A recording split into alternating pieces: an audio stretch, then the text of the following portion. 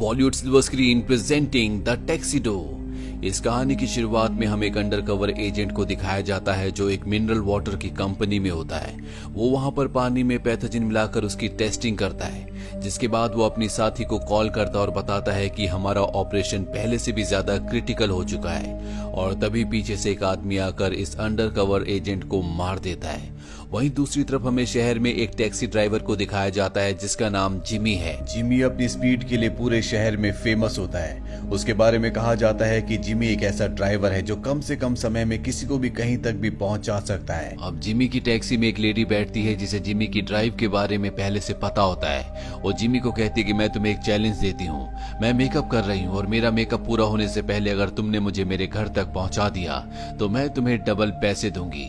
Jimmy ये सुनकर खुश हो जाता है। हालांकि सड़कों में बहुत ज्यादा ट्रैफिक होता है, लेकिन जिमी ड्राइविंग में एक्सपर्ट है। वो गाड़ी को रिवर्स चलाकर उस लेडी के मेकअप को पूरा होने से पहले उसे उसके घर तक पहुंचा देता है। वो लेडी जिमी से खुश होती है और वो उसे एक क्लार्क नाम के आदमी का कार्ड देती है और कहती है कि तुम्हें इनका पर्सनल ड्राइवर बनना होगा, तुम्हें हर हफ्ते $2000 दिए जाएंगे। जिमी सुनकर खुश हो जाता है और अगले दिन वो मिस्टर क्लार्क के पास पहुंच जाता है। मिस्टर क्लार्क बहुत ही इंटेलिजेंट और बहुत ही शांत होते हैं। जिमी उनकी पर्सनैलिटी से बहुत ज्यादा प्रभावित होता है। वहीं दूसरी तरफ हमें उस एजेंट की डेड बॉडी को दिखाया जाता है जिसे इस कहानी की शुरुआत में मार दिया गया था। दरअसल उसे इस तरह से मारा गया था कि सबको ये लग रहा होता है कि उसका पैर स्लिप हुआ और वो बाथ टब में गिर गया, जिस वजह से उसकी मौत हो गई। लेकिन यहाँ पर एक साइंटिस्ट होती है जिसका नाम डेल होता है। वो सबको बताती है कि इसकी मौत नहीं बल्कि इसका मर्डर हुआ है। किसी ने इसे ऐसा पानी मिलाया जिसके अंदर ऐसा बैक्टीरिया था जिसे पीने के बाद इंसान की बॉडी डिहाइड्रेट हो जाती है और उसकी मौत हो जाती है। यहाँ पर गवर्नमेंट के सीक्रेट एजेंसी के सीनियर ऑफिसर्स भी होते हैं। उन्हीं में से एक ऑफिसर कहता है कि तुम्हें अपने टैलेंट को सही जगह पर यूज करना चाहिए। मैं चाहता हूँ कि तुम हमारे एक एजेंट जिसका नाम क्लार्क है उसके साथ मिलकर काम करो। डेल उसकी बात मान जाती है। वहीं एजेंट क्लार्क को दिखाया जाता है जो एक खास तरह के बग पर इन्वेस्टिगेशन कर रहे होते हैं। तभी वहाँ पर एक लेडी आती है।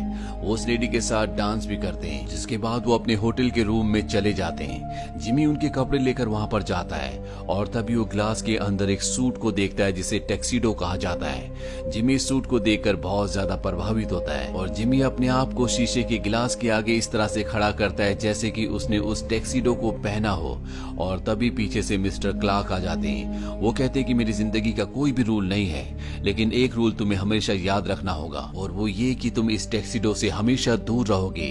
जिमी को थोड़ा सा अजीब लगता है और वो यहाँ से चला जाता है। मिस्टर क्लार्क को लगता है कि उन्होंने जिमी के साथ अच्छे से बिहेव नहीं किया।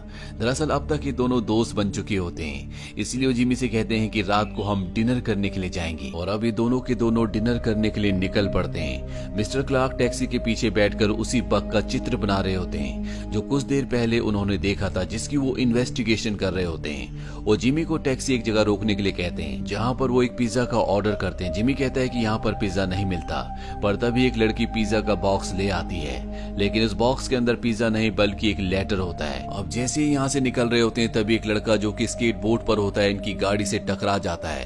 दरअसल ये इस लड़के की चाल होती है। वो इनकी गाड़ी पर मैग्नेट लगाता है और साथ ही स्केट बोर्ड उसके पीछे छोड़ देता है। जिस स्केट बोर्ड में बॉम्ब फिट है, जैसे ही गाड़ी की ब्रेक मारेंगे स्केट बोर्ड इनकी गाड़ी के नीचे आएगा और वो फट जाएगा। लेकिन मिस्टर क्लार्क देख लेते हैं और वो जिमी को कहते हैं कि हमें जल्द से जल्द गाड़ी से निकलना होगा। ये गाड़ी को एक जगह रोकते हैं और मिस्टर क्लार्क और जिमी गाड़ी से निकलकर थोड़ा सा दूर चले जाते हैं और तभी स्केट बोर्ड इनकी गाड़ी के नीचे आकर ब्लास्ट हो जाता है। हालांकि ये दोनों गाड़ी से उतर गए थे, लेकिन फिर भी मिस्टर क्लार्क के सर पर गहरी चोट आती है जिस वजह से वो बेहोश होने वाले होते हैं। जिमी उनके पास आता है और उन्हें कहता है कि सब किसने किया। वो बताते हैं कि ये वॉल्टर का काम है। अब जिमी हॉस्पिटल में कॉल करता है, लेकिन मिस्टर क्लार्क कहते हैं कि पुलिस को इसमें इन्वॉल्व मत करना और तभी वो एक बटन दबाते हैं जिससे उनकी आईडी में उनका नाम, फोटो सब कुछ चेंज हो जाता है। वो जिमी को अपनी वॉच भी देते हैं और कहते हैं कि तुम इसे पहन लो। और अब जिमी मिस्टर क्लार्क को हॉस्पिटल में ले जाता है। हॉस्पिटल में उन्हें एडमिट करने के बाद वो उस लेटर को खोलता है जो उस लड़की ने पिज्जा बॉक्स के अंदर उन्हें दिया था। लेकिन जैसे जिमी उस लेटर को खोलता है उसमें अपने आप ही आग लग जाती है। तभी यहाँ पर नर्स आती है और वो जिमी को एक कागज का टुकड़ा देती है जो मिस्टर क्लार्क के पास उसे मिला था। और जब जिमी उस कागज के टुकड़े को देखता है तो उसमें उसी इंसेक्ट का चित्र होता है जो मिस्टर क्लार्क ने गाड़ी के पीछे बैठकर बनाया था। जिमी को यहाँ पर कुछ भी समझ नहीं आता कि ये क्या है। इसके बाद जिमी होटल के कमरे में वापस आ जाता है जहां पर ग्लास के अंदर टैक्सीडो सूट होता है और जब वो उस वॉच को लेकर जो मिस्टर क्लार्क ने उसे दी थी उस ग्लास के सामने जाता है तो ग्लास अपने आप ही खुल जाता है और अब वो उस टैक्सीडो को पहन लेता है जिसके अंदर बहुत सारे माइक्रो स्कैनर्स होते हैं। वो जिमी की पूरी बॉडी को स्कैन करते हैं। दरअसल ये हाईली एडवांस सूट है जिससे जिमी के अंदर कई सारी एबिलिटीज भी आ जाती है। उसने कभी भी अपनी बो नहीं बांधी थी, उसे बो बांधनी नहीं आती, पर इस सूट को पहनने के बाद वो आराम से बो बांध लेता है और अब उसे पता चलता है कि ये सूट एक यूनिफॉर्म है। उसके पास जो वॉच होती है उसमें अलग अलग मोड्स होते हैं और वो एक मोड को ऑन कर देता है जिसमें डिमोलिशन लिखा होता है, जिसके बाद वो अपने आप इस पूरे कमरे में तोड़ फोड़ करना शुरू कर देता है। उसके अंदर फाइट्स की अजीब अजीब सी एबिलिटीज आती हैं जो फाइट्स उसने कभी भी नहीं सीखी थी। अब वो यहाँ पर सब कुछ ठीक करने के लिए एक दूसरे मोड को ऑन कर देता है जो कि एंटी ग्रेविटी होता है और जैसे ही वो उस मोड को करता है वो जमीन से ऊपर उड़ जाता है, यानी कि अब वो हवा में भी उड़ सकता है। पर जल्दी वो उस मोड को ऑफ कर देता है और नीचे जमीन पर गिर जाता है। अब उसे उसी साइंटिस्ट का कॉल आता है जिसका नाम डेल है, जिसे सीनियर एजेंट ने मिस्टर क्लार्क के साथ काम करने का ऑफर दिया था और उसने एक्सेप्ट कर लिया था। हालांकि वो क्लार्क को कॉल करती है लेकिन यहाँ पर क्लार्क की सभी चीजें अब जिमी के पास है, इसीलिए कॉल जिमी को आता है। वो जिमी से कहती है कि हमें मिनरल वाटर कंपनी के ओनर जिसका नाम बेनिंग है उस पर शक है। उनकी एक बहुत बड़ी मीटिंग होने वाली है और हमें पता लगाना है कि उस मीटिंग में वो क्या फैसला करने वाले हैं। इसके बाद जिमी डेल से मिलने के लिए जाता है। डेल उसे अब भी क्लार्क समझ रही होती है क्योंकि उसने क्लार्क को कभी नहीं देखा। डेल जिमी को अपने साथ एक खास लोकेशन पर ले जाती है। उसके पास एक बैग भी होता है जिसके अंदर एक खास तरह की गन होती है। वो जिमी से कहती है कि तुम्हें इस गन को असेंबल करना होगा। जिमी अपनी वॉच में हथियारों को असेंबल करने वाले मोड को ऑन करने के बाद इस गन को बहुत जल्दी असेंबल कर देता है। वहीं सामने एक शिप होता है जहां पर बेनिंग की जो कि वाटर कंपनी का ओनर है उसकी मीटिंग होने वाली है और वो इस गन की बुलेट को उस तरफ चलाते हैं। दरअसल इसमें एक लिसनिंग डिवाइस होता है जो अब उस शिप में जाकर चिपक जाता है जिससे बेनिंग की सारी बातें सुन सकते हैं। बेनिंग अपनी मीटिंग में सबको बताता है कि जल्दी स्ट्राइडर यानी कि बैक्टीरिया पूरी तरह से तैयार हो जाएगा जिसे सबसे पहले हम रिजर्वायर में छोड़ देंगे और ये एक ऐसा बैक्टीरिया है जो जिसके अंदर भी जाता है उसकी बॉडी डिहाइड्रेट होना शुरू हो जाती है, पानी की कमी से उसकी मौत हो जाती है और इस तरह से पूरी दुनिया का पानी इन्फेक्टेड हो जाएगा और जितना भी सही पानी होगा वो हमारे कब्जे में होगा, जिसका मतलब ये होगा कि पूरी दुनिया को हमारी बात माननी होगी, पूरी दुनिया पर हमारा कब्जा होगा। दरअसल बेनिंग कोई बिजनेसमैन नहीं है बल्कि वो एक टेररिस्ट है जो पूरी दुनिया पर अपना कब्जा चाहता है और अब डेल को पूरी की पूरी बात पता चल चुकी है। और जब डेल अपनी दूरबीन से सब कुछ देख रही होती है तभी जिमी के गले में कोई रस्सी डालकर उसे खींच लेता है। दरअसल बेनिंग के लोगों को पता चल चुका होता है कि जिमी और डेल यहाँ पर उनकी इन्वेस्टिगेशन करने के लिए आए हैं। वो लोग जिमी को मार रहे होते हैं। तभी जिमी अपनी वॉच में ऑटो रिस्पॉन्ड का मोड ऑन कर देता है जिसके बाद वो भी उनसे फाइट करता है। यहाँ पर उसकी मदद के लिए डेल भी आ जाती है और जिमी जब उन लोगों से फाइट कर रहा होता है तभी इस फाइट के दौरान वो ऊपर से नीचे गिर जाता है। डेल उसके गिरने से बहुत ज्यादा दुखी हो जाती है। उसे लगता है कि उसने जिमी को यानी कि क्लार्क को खो दिया, लेकिन जिमी एक बार फिर से अपनी वॉच में एक मोड को ऑन करता है जिससे वो दीवार से चिपक जाता है और एक मकड़ी की तरह वापस ऊपर आ जाता है। पर अब डेल वहां से निकल चुकी होती है और तभी ऊपर से कुछ पाइप गिरते हैं। एक पाइप जिमी के सिर पर लगता है और वो नीचे सीमेंट पर जाकर गिरता है। अब डेल यहाँ से जिमी की गाड़ी लेकर निकल गई होती है। जिमी भी उसका पीछा करता है और अब वो गाड़ी की स्पीड से भाग रहा होता है और जल्दी वो गाड़ी में आकर बैठ जाता है। लेकिन डेल उसकी परफॉर्मेंस से बिल्कुल भी खुश नहीं होती क्योंकि उसे पता था कि क्लार्क एक सुपर एजेंट है, उससे बहुत सारी फाइटिंग की आर्ट्स आती है, लेकिन जिस तरह से जिमी ने जिसे वो क्लार्क समझ रही होती है परफॉर्म किया होता है इससे वो बिल्कुल नाखुश होती है। इसीलिए वो उसे उल्टा सीधा कहना शुरू कर देती है और अब जिमी यहाँ से जाने लगता है।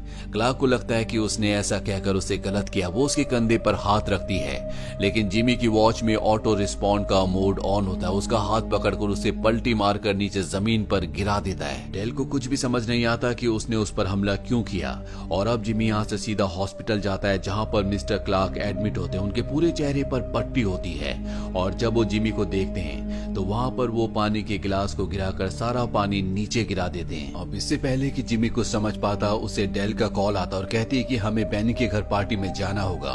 ये दोनों के दोनों बैनिंग की पार्टी में पहुंच जाते हैं, लेकिन इनके पास इनविटेशन कार्ड नहीं होता।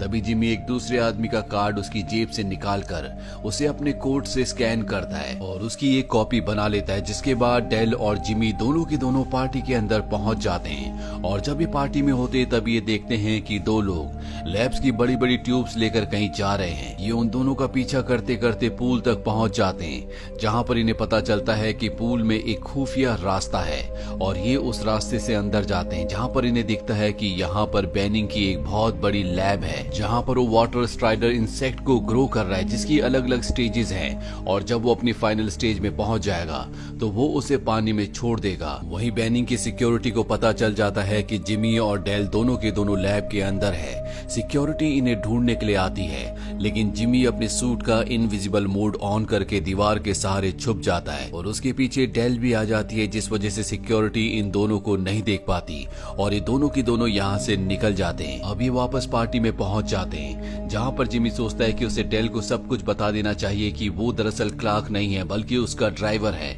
पर इससे पहले कि वो बताता, डेल को सिक्योरिटी का कॉल आता और सिक्योरिटी उसे बता देती है कि जो आदमी तुम्हारे साथ है वो क्लार्क नहीं बल्कि उसका ड्राइवर है।